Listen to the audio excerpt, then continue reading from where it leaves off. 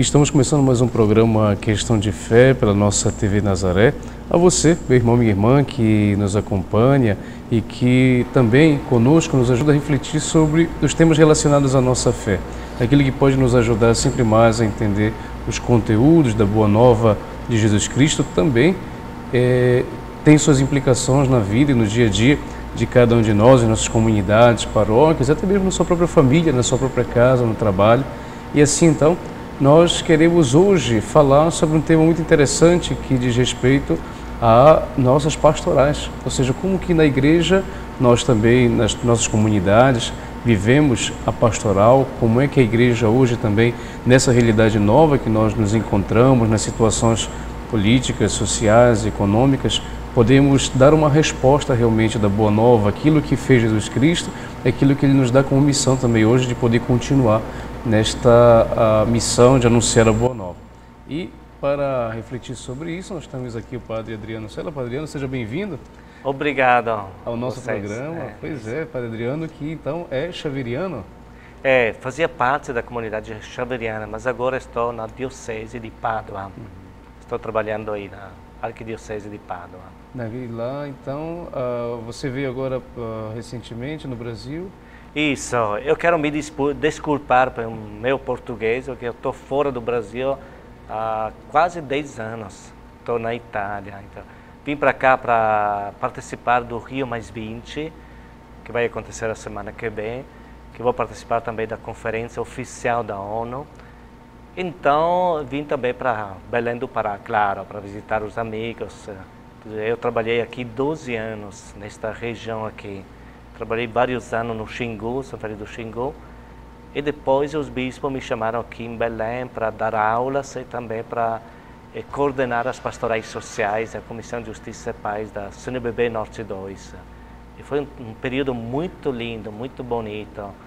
E também as lutas que levamos para frente, né?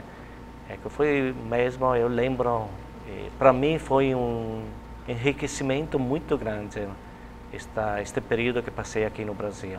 Nossa, e então continue sendo bem-vindo, né, a essa realidade aqui de Belém, nessa oportunidade, até porque a experiência que você viveu já de pastoral, está vivendo atualmente lá em Pádua, né? Então, lhe fez escrever um livro sobre essa temática pastoral. Isso. Que tem o título é Por uma Igreja do Reino. Eu estou trabalhando muito na Itália, começamos esta nova pastoral, que chamamos Pastoral dos Novos Estilos de Vida. E tem todo um trabalho muito bonito na nossa Diocese de Pádua, onde eu estou coordenando este trabalho. E conseguimos também formar uma rede de dioceses, e de fato é chamada Rede Interdiocesanas de Novos Estilos de Vida. E são mais de 60 dioceses lá da Itália que estão trabalhando esta pastoral dos novos estilos de vida. E um trabalho muito importante é também ajudar a nossa igreja, a igreja italiana, aquela europeia, tem uma forte tradição, né? Então, a dificuldade de mudar os estilos de igreja, encontrar estilos novos de viver a fé, de viver a liturgia, os compromissos cristãos. É por isso que este livro que eu escrevi tem um pouco esta tentativa de ajudar a nossa igreja a perceber que o objetivo da igreja não é a construção da própria igreja. Antes do Concílio Vaticano II, tinha esta percepção que o objetivo da igreja era a construção da igreja, chamada também Plantatio Ecclesiae. Quer dizer, o objetivo era levar a igreja, aquela igreja lá, o modelo europeu, levar para todo mundo, através desta Plantatio chamada Ecclesiae. O Concílio Vaticano II, que foi muito importante, foi uma revolução na Igreja Católica, nos ajudou a perceber que o objetivo da igreja é a construção do reino de Deus. E a igreja tem que se sentir sempre em caminho. Eis aí então, né, a igreja como povo de Deus que está caminhando rumo à construção do reino de Deus. Este é muito importante perceber este objetivo, porque isso nos leva então a perceber que temos que estar sempre na caminhada e sempre com este compromisso de se aproximar sempre mais à construção do reino de Deus. E se não percebermos este objetivo, tem o risco de ficar parados, ficar naquela situação, né, que construímos a igreja, agora vamos ficar ao redor desta igreja, celebrando bonito, tudo isso, né? Mas o nosso objetivo é mesmo a construção do reino de Deus. É por isso que a tentativa do livro é dar estímulos para perceber quais poderiam ser as mudanças para viver mais o nosso cristianismo. Quer dizer, recuperar aquele cristianismo do Evangelho, o essencial do cristianismo. Porque muitas vezes tem este perigo de ser, digamos, né, ao nível de católicos, de ser católicos bons, porque a gente vai para a missa, a gente, né, tenta de viver bem a própria fé, mas temos que nos perguntar, o nosso jeito de viver a fé é mesmo como o Evangelho pede isso? É seguir Jesus Cristo? É por isso que temos que ter este objetivo bem claro, que o nosso objetivo é o reino de Deus. E também esta tentativa de reconduzir a nossa igreja ao essencial do cristianismo.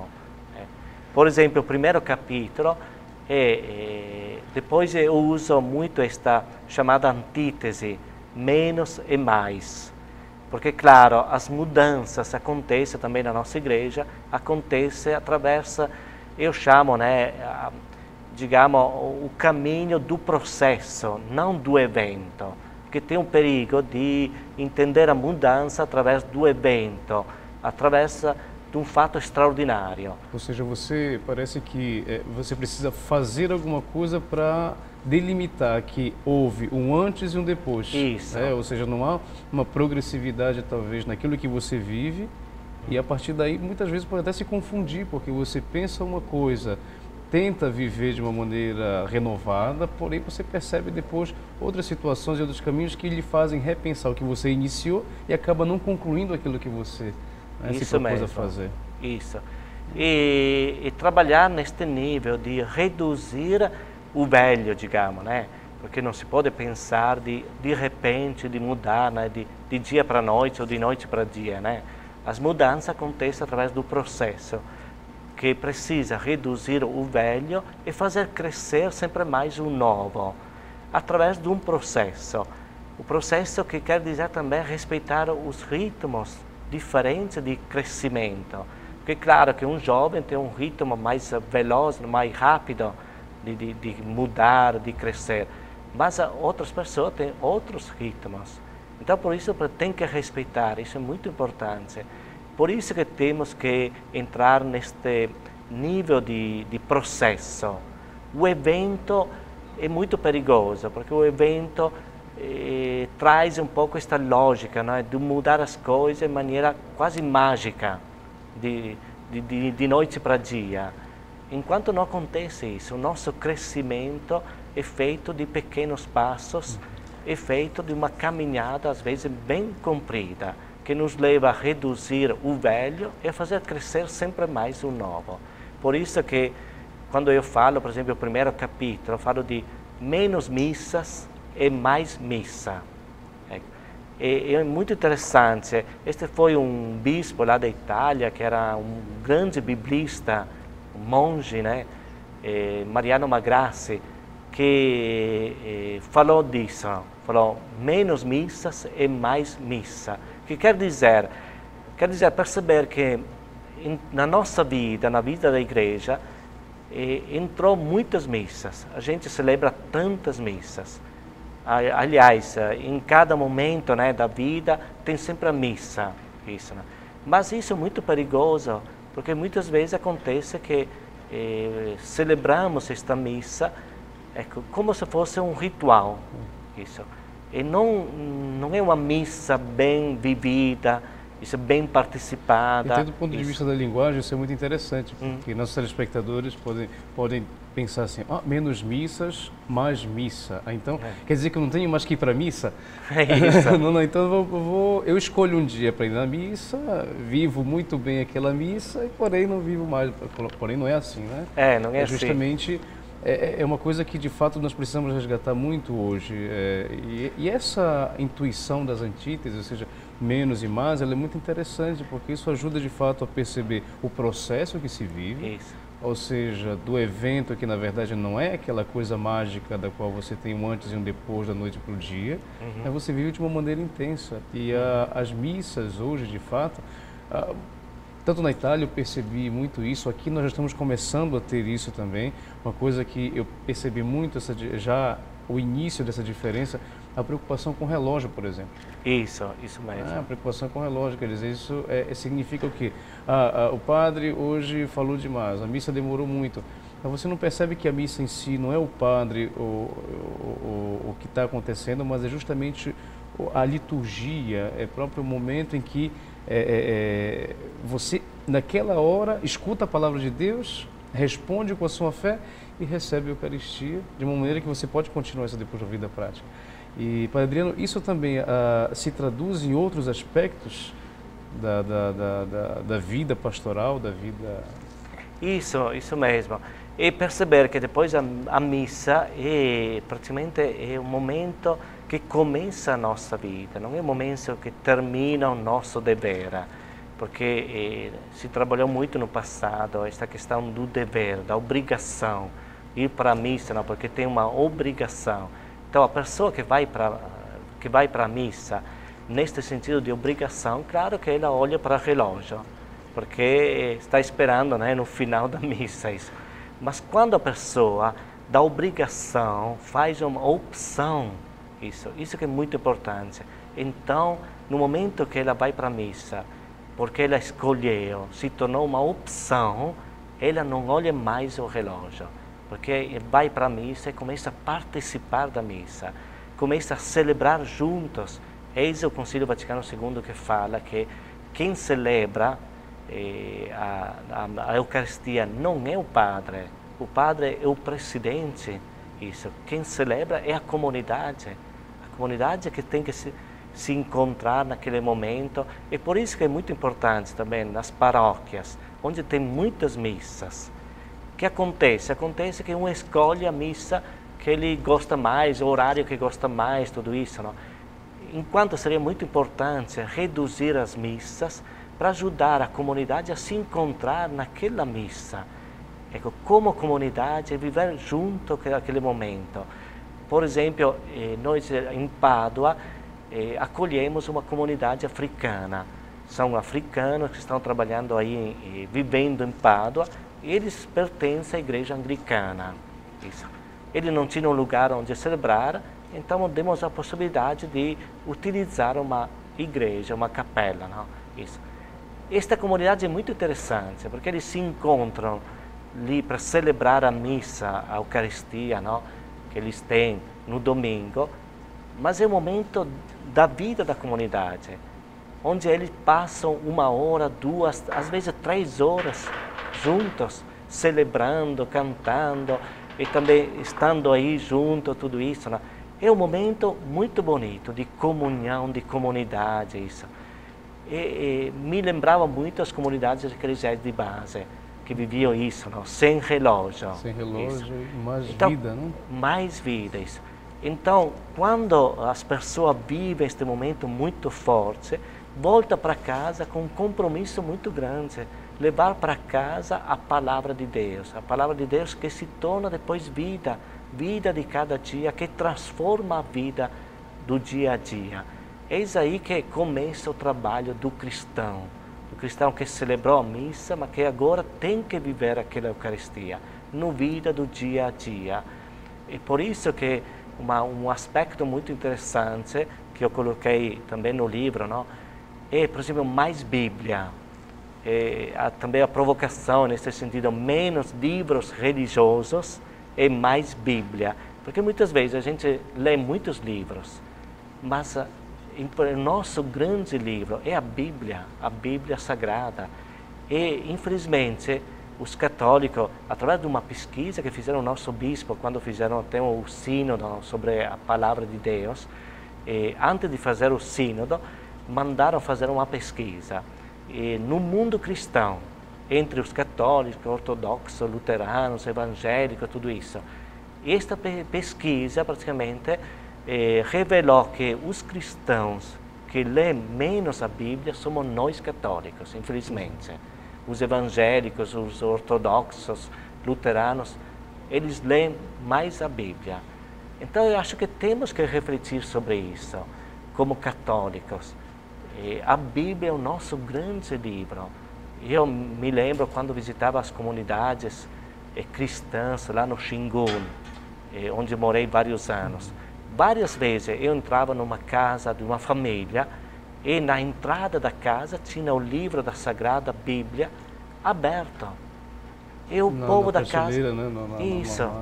E o povo da casa me falava, a gente lê todos os dias um pedacinho deste livro da Bíblia, da Palavra de Deus. E a Palavra de Deus nos dá força, coragem para levar para frente a nossa vida, a nossa luta, tudo isso. E por isso que então temos que ler mais a Bíblia, conhecer mais este livro, que é um poço profundo, enorme, não? E assim retornar à essência. Agora, se dá para entender de fato a importância, né, de se poder retornar à essência de fato da prática do cristianismo, né? E assim você também, meu irmão e minha irmã, que está nos acompanhando pela nossa TV Nazaré, programa Questão de Fé, falando sobre o aspecto pastoral de nossa vida e da vida da igreja. Você percebe os elementos interessantes que nos fazem pensar hoje como nós podemos viver a nossa fé, como podemos viver em nossas paróquias, em nossas comunidades, de uma maneira em que possamos sempre ver algo novo e, a partir daí, sempre mais anunciar e entender a boa nova de Jesus Cristo. Voltaremos com o nosso programa Questão de Fé. Voltamos com o nosso programa Questão de Fé, falando sobre uma nova abordagem do aspecto pastoral, do modo como podemos viver em nossa igreja. Todos nós sabemos que Jesus nos deu a missão de anunciar a boa nova. A boa nova que ele começou, ou seja, anunciando a boa nova do Pai, depois enviou os seus discípulos, e hoje na igreja nós temos essa responsabilidade também de poder continuar anunciando o Evangelho, a boa nova, e isso se reflete naquilo que nós chamamos de pastorais. As pastorais são justamente os grupos nas comunidades e nas paróquias que, vivendo determinado aspecto ou vendo determinado aspecto da nossa vida social, da vida política e econômica, muitas vezes, então, se propõe a poder viver o Evangelho naquele estilo de vida. E é por isso, então, que nós estamos aqui com o Padre Adriano, estamos conversando justamente, Padre Adriano, sobre essas visões que eu considero sempre como uma inspiração do Espírito Santo, né? Quando a gente tem a oportunidade de poder ver algo interessante que nos ajuda a provocar e poder dar uma resposta, não somente refletir, não somente ficar no campo da teoria, mas poder também refletir e pensar e praticar, né? E falávamos então do livro que você escreveu sobre essa nova abordagem, né, da estilo de vida pastoral e eclesial na igreja, da qual nós falávamos das antíteses interessantes, né? Menos missas, mais missa. Tem algumas outras antíteses, Padre Adriano, também, que você aborda? Tem várias. De fato, no livro eu coloquei 31 novas práticas. Nossa, então nós teríamos muito programa pastoral para poder justamente, né? Porque tem várias antíteses. Por exemplo, tem menos mestres, mais testemunhas. O mesmo Papa Paulo VI falava numa carta encíclica que hoje o mundo está pedindo mais testemunhas e menos mestres. E que o verdadeiro mestre é aquele que primeiro é testemunha. Este se torna o verdadeiro mestre. Depois menos meditação, mais contemplação. Por exemplo, outro aspecto que eu percebo muito na nossa igreja, nós aprendemos a rezar, mas através de várias orações. Então também aqui seria muito importante entender menos orações e mais oração. Quer dizer, a nossa preocupação muitas vezes é de dizer tantas palavras, tantas orações. Pensar que Deus seja digamos, né, um copo vazio que nós vamos preencher este copo através das nossas palavras. E vamos dizer muita coisa a Deus, né? Muitas súplicas, orações, pedidos, tudo isso, não? Mas eu acho que é muito importante fazer o contrário do movimento, né? Isso. Não mais de nós para Deus, mas de Deus para nós. Eis aí que entra outra dimensão muito importante, a contemplação, que é uma outra dimensão da vida, onde a gente aprende a fazer silêncio. E isso, por exemplo, falta muito também na nossa igreja. Também na celebração, na Eucaristia, o silêncio. E o silêncio é muito importante. Eu falo um pouco, uso também esta provocação. O silêncio é a profundidade da relação também com Deus. Mas não somente da relação com Deus, também da relação com nós mesmos. Se nós queremos ter uma relação profunda, precisa do silêncio.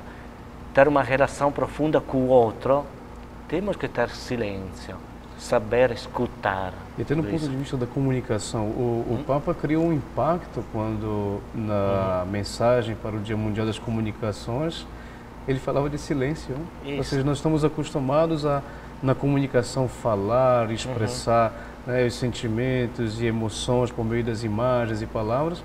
De repente, o Papa esse ano fala de silêncio. Isso. E que depois todos entendemos de fato, né? O silêncio como essa interiorização. É isso mesmo. Sem silêncio não tem interiorização, não tem profundidade. Isso, por isso que o silêncio, que é a contemplação, quer dizer também isso, fazer mesmo o contrário do movimento que a gente faz, né? De nós para Deus, fazer de Deus para nós.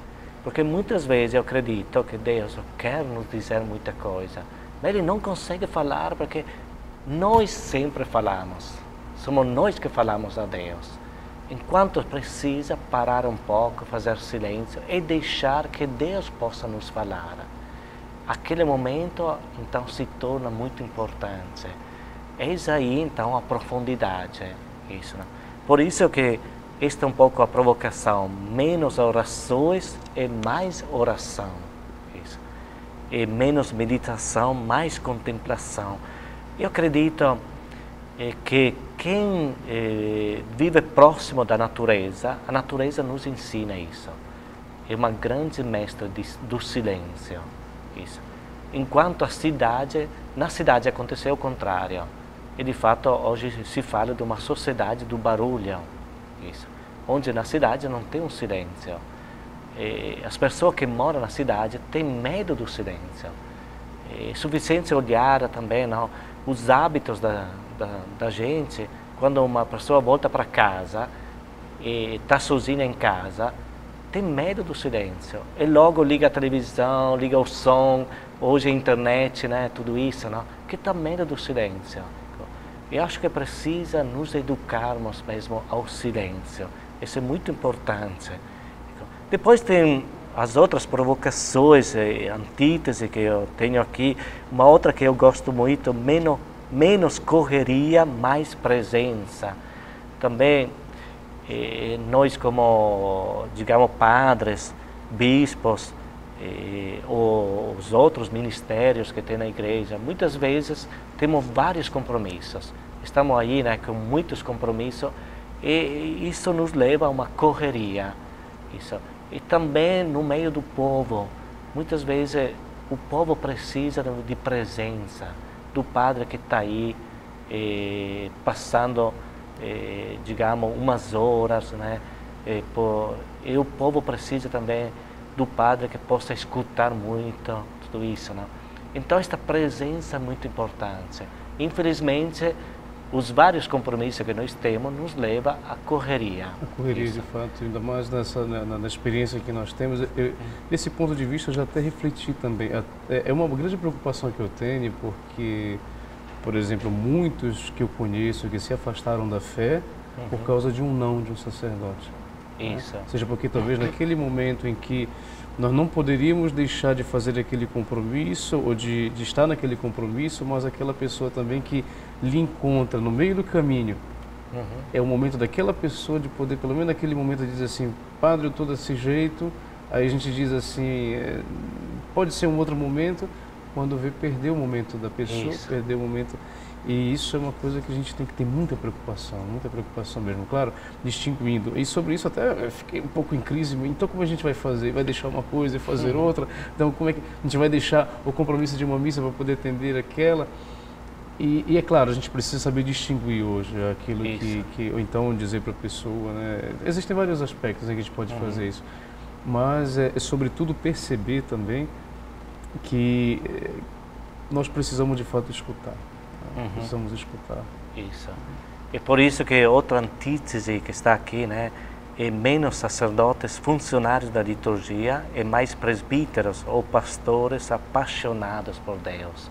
Isso porque muitas vezes todos esses compromissos que tem também na paróquia, né, se tiverem várias missas, celebrações, casamentos, batismo, tudo isso nos leva mesmo a esta correria. Então, no final, o padre se torna um funcionário da liturgia. Isso é muito perigoso. Enquanto temos que resgatar esta dimensão do padre que é pastor, um pastor apaixonado por Deus, não? Então, neste momento, claro, quando uma pessoa está apaixonada, encontra a possibilidade de encontrar aquele que ama, entendeu? E dar também aquele momento importante, né? Ficar junto, na escuta, tudo isso, não? Eu acho que isso é muito importante. Muitas vezes é melhor fazer menos presenças e mais presença, no sentido, menos visitas, porque a gente faz muita visita nas casas, tudo isso, outro. Mas às vezes acontece que aquela visita é tão de correria, entendeu? Que a gente percebe que o padre não está aí. Quer dizer, está aí fisicamente, mas ele já, a cabeça está em outro lugar, não? Porque tem outro compromisso, tudo isso, não? Enquanto seria melhor fazer menos visitas, mas mais visita. Aquele momento aí que seja um momento muito forte. Aquele que Jesus Cristo fez. Zaqueu, vou para a tua casa, desce daquele árvore aí, não? Isso que vou para a tua casa. E o que aconteceu naquela casa? Aconteceu uma mudança mesmo de Zaqueu. Isso. Esta presença tão forte. Eu acredito que, neste sentido, isso porque muitas vezes, como a lógica do mercado é um pouco nesta linha, né, da quantidade, isso, não? E entrou também na nossa igreja, na nossa pastoral, a mesma lógica de fazer muitas coisas. Então, a quantidade de liturgias, de ações, de prática, tudo isso, não? Enquanto a nossa lógica é a qualidade. Isso que é muito importante. A qualidade da nossa ação. Porque às vezes é suficiente uma ação, mas tem uma qualidade tão forte que consegue mudar as pessoas. Isso. E nesse sentido nós temos que se tornarmos mais discípulos de Jesus Cristo. Esta é outra dimensão muito importante, porque nestes anos foi feita, possamos dizer, uma doutrinação através, né, do catequismo, isso. Mas não ajudamos as pessoas a entrar nesta dimensão do discipulado, e que quer dizer não somente aprender regras, normas, os princípios cristãos, tudo isso, mas fazer experiência do Cristo, do Jesus Cristo. Eis aí o discipulado, que é fazer uma experiência muito profunda, muito forte, desse Deus que está aqui no meio de nós. E esta experiência que nos transforma, e transforma as pessoas de dentro. Isso. E de fato, é muito interessante olhar para as figuras bíblicas. São Paulo, não? O Zaqueu, isso, e as outras figuras. São Paulo me faz recordar, quando se pensa na segunda viagem missionária de Paulo, quando fundou as comunidades, não é que ele chegou num dia numa comunidade, fundou e foi para outra, não. Aquele giro foi de 9 anos, né? Isso. Quer dizer, me faz pensar, Corinto, por exemplo, chegou lá primeiro, trabalhou, procurou um emprego, ficou lá, para que depois pudesse ir conquistando aos poucos. Isso. as pessoas, e você resgatava agora a ideia dos personagens bíblicos e me fazia pensar isso de fato. Quanta riqueza nós temos, aquilo que você falava também sobre a Bíblia. Né? Nós acabamos lendo menos a Bíblia, quando na verdade é lá que está o fundamento e quem sabe a resposta de muitas questões que talvez nós procuramos tanto, em tantos estudos, em tantas reflexões como você falava, quando na verdade está ali. Isso. Está ali o exemplo. Isso. E a palavra de Deus, esta tem uma capacidade muito grande de transformação. Aliás, a palavra de Deus, a palavra hebraica chamada Dabar, tem este sentido muito grande, que a palavra de Deus, ela praticamente alcança o objetivo dela quando transforma a realidade. Enquanto também em italiano, em português, quando a gente fala de palavra tem este sentido de promessa, né? Dizer tantas coisas, né? Mas falta muito esta ideia, né, de uma palavra que se torna vida, se torna prática. Enquanto a palavra de Deus, a palavra hebraica, Dabar, tem este sentido. A palavra de Deus alcança o objetivo dela quando transforma a realidade. Quando mesmo, né, a vida das pessoas se torna outra vida, uma vida em Deus. Nós temos que resgatar esta dimensão da palavra de Deus. Então, praticamente, vamos dizer, vamos olhar a nossa missa. Se a nossa Eucaristia não transformar as pessoas, quer dizer que aquela Eucaristia não é Eucaristia, não é um encontro verdadeiro com Jesus Cristo. Porque quando acontecer um encontro verdadeiro com Jesus Cristo, a vida muda. É suficiente olhar as personagens bíblicas. Isso. Então, se a nossa Eucaristia não transforma a vida da gente, quer dizer que foi uma celebração bonita, mas não foi encontro verdadeiro com Jesus Cristo. Esta dimensão temos que nos resgatar hoje. É aí que a palavra, então, transforma mesmo, né? Isso. E, nesse sentido, eu coloquei várias antíteses para ajudar a resgatar esta dimensão essencial do Evangelho e ajudar a nossa igreja mesmo a se renovar. Esse compromisso que o Concílio Vaticano II nos deu, da reforma permanente da igreja. E o próprio Papa Bento XVI, ele hoje também no Ano da Fé, uma coisa que me impressionou muito é justamente esse retorno, um parágrafo que ele fala justamente isso. Muitas vezes nós nos preocupamos mais com as consequências da fé, políticas, sociais, econômicas, e esquecemos de fato a própria fé, que é a base, né? É a base realmente, por isso ele propõe este Ano da Fé como um retorno realmente àquilo que é o fundamento de tudo que nós fazemos. As consequências estão aí, já são claras, são lógicas, né? Eu tenho fé, então a fé me traduz, me faz fazer um determinado comportamento, me faz pensar alguma coisa. Porém, muitas vezes podemos correr o risco de pensar tanto, fazer muito, né? Que é justamente o fundamentalismo intelectual, ou então é o ativismo desenfreado, que não me faz pensar aquela base fundamental que é justamente aquilo que nós vivemos. E assim também, meu irmão, minha irmã, nós estamos falando sobre esses aspectos fundamentais dos novos estilos de vida que nos fazem retornar ao essencial da nossa fé, da nossa vida cristã, traduzido nas nossas pastorais que são vividas nos nossos grupos e movimentos. E estaremos e continuaremos com essa reflexão ainda sobre as nossas pastorais, esse estilo novo de poder ver a boa nova de Jesus Cristo anunciada hoje na vida de cada um de nós, na nossa própria igreja. Nós voltaremos com o nosso programa Questão de Fé.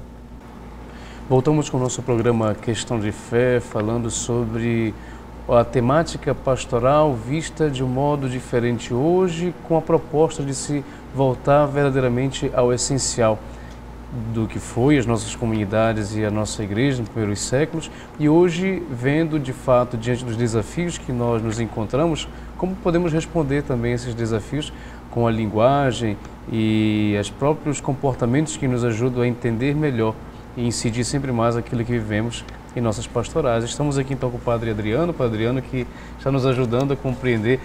É interessante o menos e o mais. Por mais que logo num primeiro momento, assim, quando se fala menos missas e mais missa, aí numa primeira leitura, meu Deus, quer dizer então que eu não tenho mais que ir para a missa. Ou então, de repente, quando vê menos confissão, mais reconciliação. Meu Deus, eu não tenho mais que me confessar.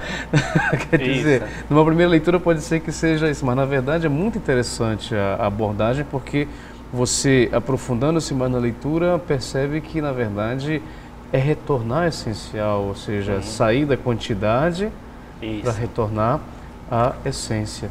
E, Padre Adriano, como é que hoje isso talvez pode também influenciar na própria reflexão das pessoas? Isso pode ajudar a perceber as fragilidades, as limitações, ou então, de repente, pode me ajudar a desenvolver ainda mais alguma coisa que talvez eu não esteja mais vivendo, ou que eu esteja vivendo, porém tenho que frear um pouco para poder, né, retornar de novo a essas essências?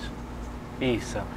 Mas a vida do cristão mesmo, né, é feita neste sentido, porque muitas vezes passou esta ideia, praticamente, que o cristão praticamente já chegou, digamos, naquela vida onde termina tudo.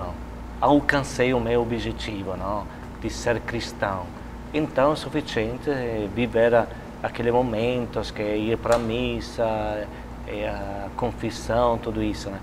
Enquanto praticamente a vida do cristão tem que ser uma vida sempre na caminhada. Esse que é o espírito também do Concílio Vaticano II, quando ele falou do povo de Deus, não, que caminha na caminhada, né, rumo à construção do reino de Deus. É que perceber esta dimensão quer dizer sentir dentro do dinamismo muito forte da vida cristã, que nos leva continuamente a refletir e a perceber mais o que eu posso fazer para viver hoje o cristianismo, nesta realidade que nós vivemos, nestes problemas do cada dia, tudo isso, né? Como responder mais ao apelo de Deus para vivermos hoje o cristianismo na essência. Isso é muito importante porque nós temos o sistema, um modelo de desenvolvimento que nos leva a dar prioridade à quantidade. Isso entrou muito na lógica, né, das pessoas também, ao nível também da comunicação, da mass media, a ideia da audiência.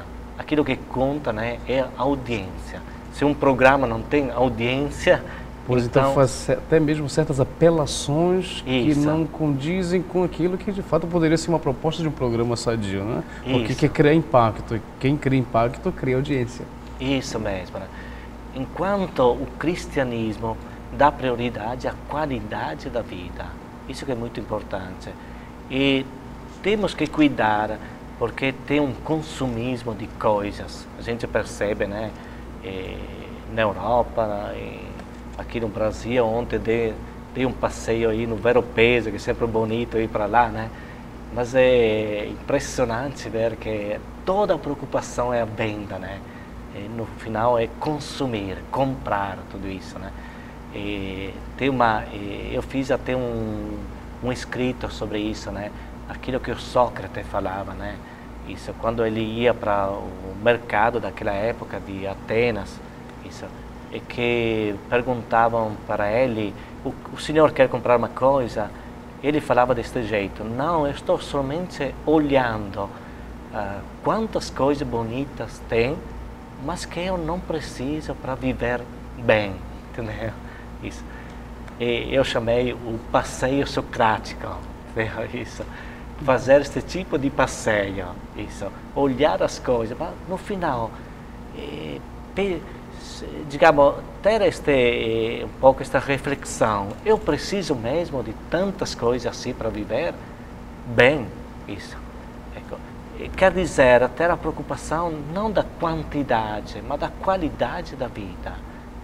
Isso é muito difícil porque tem todo um modelo de desenvolvimento que nos leva mesmo a quantidade. Então nos leva também aquilo que eu falo, um consumismo do fazer no final. Porque a grande preocupação que nós temos é fazer muitas coisas.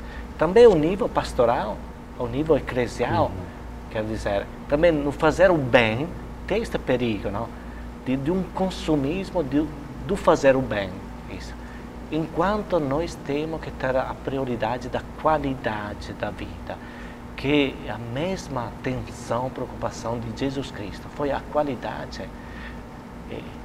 Nós falamos de audiência, que é a grande preocupação da mídia hoje, não? Fazer audiência.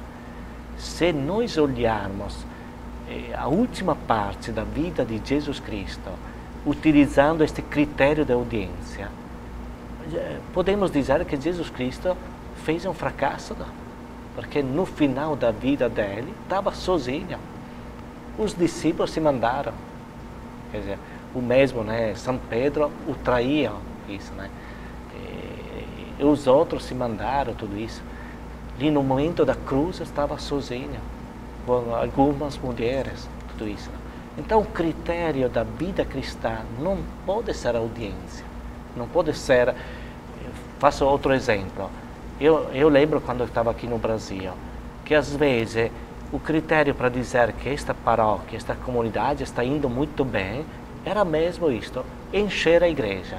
Se a igreja está cheia, o povo falava, olha que igreja bonita, olha lá o padre conseguiu encher a igreja, então está uma coisa bonita.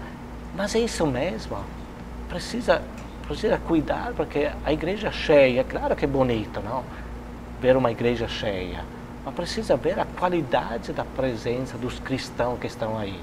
Isso, se estão aí somente para fazer números, ou se estiver aí para viver um momento muito forte. Então temos que resgatar esta dimensão que eu chamo também para construir os novos estilos de vida. Esta é um pouco a abordagem cristã, porque hoje tem também o nível de estilos de vida, da vida do dia a dia, da vida do cidadão, da cidadã. Tem muitos grupos, movimentos que estão trabalhando nesse sentido, também do mundo leigo, isso. Mas a abordagem cristã dos novos estilos de vida é mesmo fazer uma experiência muito profunda de Jesus Cristo. Quando uma pessoa faz uma experiência muito profunda, um encontro com Jesus Cristo, aí começa a mudar a vida. E começa a mudar a vida de dentro. Eis aí a perspectiva profética, né? Da mudança do coração. Ou a outra perspectiva do Novo Testamento, quando fala a diferença entre o batismo de João Batista e o batismo de Jesus Cristo. João Batista era um batismo de purificação, de perceber, eu falo, por exemplo, a perspectiva mais ética, de perceber que precisa de ética. É muito importante isso. E hoje estamos precisando muito de ética, né? Na vida do dia a dia, na vida política, na vida econômica, tudo isso. Mas não é suficiente a ética. Eu falo do primado da fé a respeito da ética. Porque a ética é muito importante. Mas a ética faz acontecer uma mudança de fora. Isso. A perspectiva da fé é fazer acontecer uma mudança de dentro para fora. Isso, a perspectiva cristã de Jesus Cristo, que é o batismo de Jesus Cristo, que é o batismo do Espírito Santo, o batismo de fogo, isso, né? Do Pentecoste, isso, de dentro para fora. Se a mudança acontecer de dentro para fora, aí sim que muda a vida. E por isso que no livro, então, você coloca também alguns aspectos práticos, né, do que se pode, num primeiro momento, fazer uma reflexão sobre aquilo que é a necessidade de se retornar ao essencial da vida cristã, traduzido em alguns aspectos práticos? Isso, porque os aspectos práticos demonstram como a mudança está acontecendo. Porque claro que quando uma pessoa começa a mudar a própria vida, depois tem mesmo os reflexos na vida do dia a dia. Isso, tem as práticas novas, né?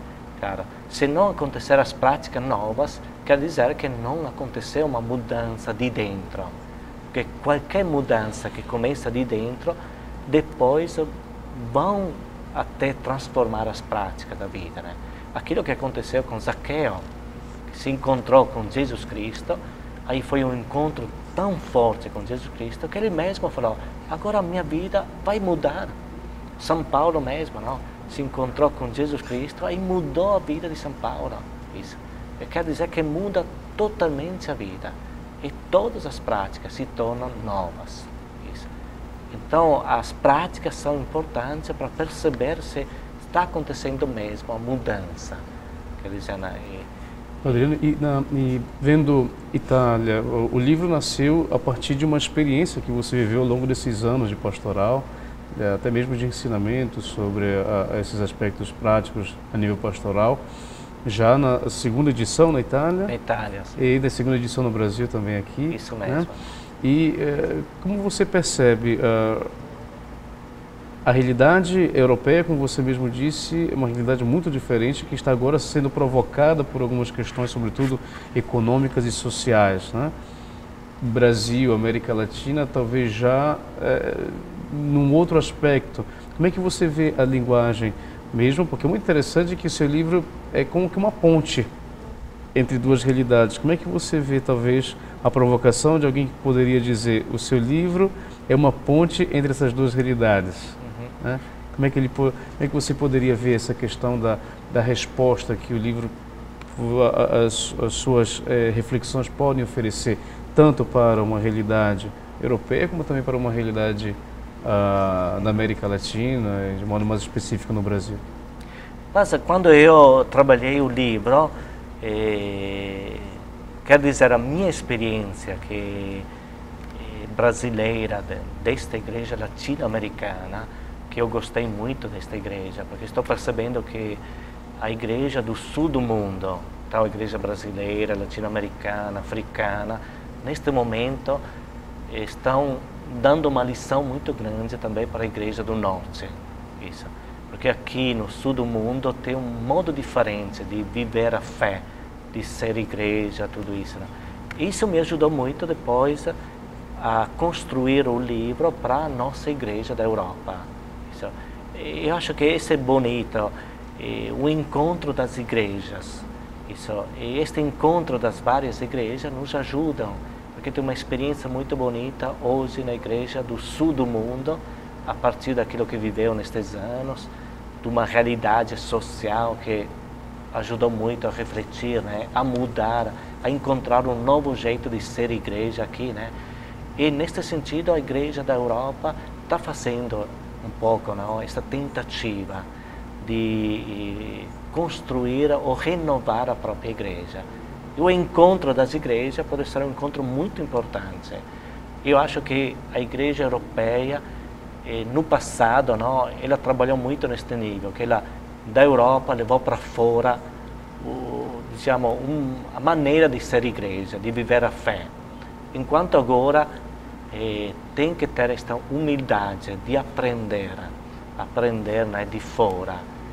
E se a igreja europeia tem esta capacidade de aprender aquilo que está acontecendo em outras igrejas, eu acho que ela vai se enriquecer muito.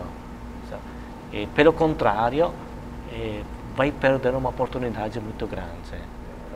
É por isso que vários aspectos que aqui, por exemplo, vocês estão trabalhando muito mais, podem nos ajudar a igreja italiana, europeia, a trabalhar estes aspectos, né?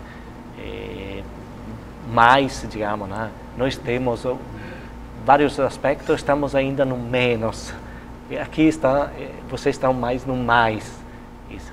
E nesse sentido, pode ser uma oportunidade muito grande para a nossa igreja italiana, europeia, que precisa neste momento, né, da ajuda de vocês.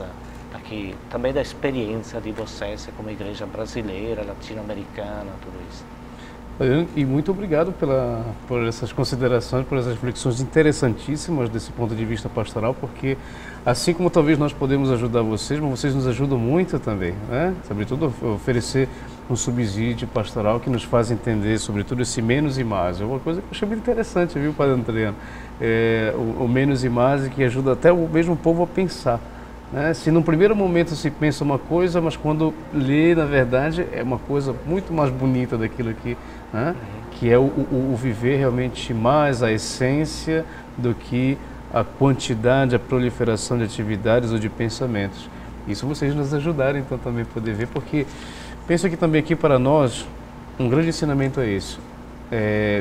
nós, com as nossas pastorais, nossos grupos e movimentos, temos muitas atividades.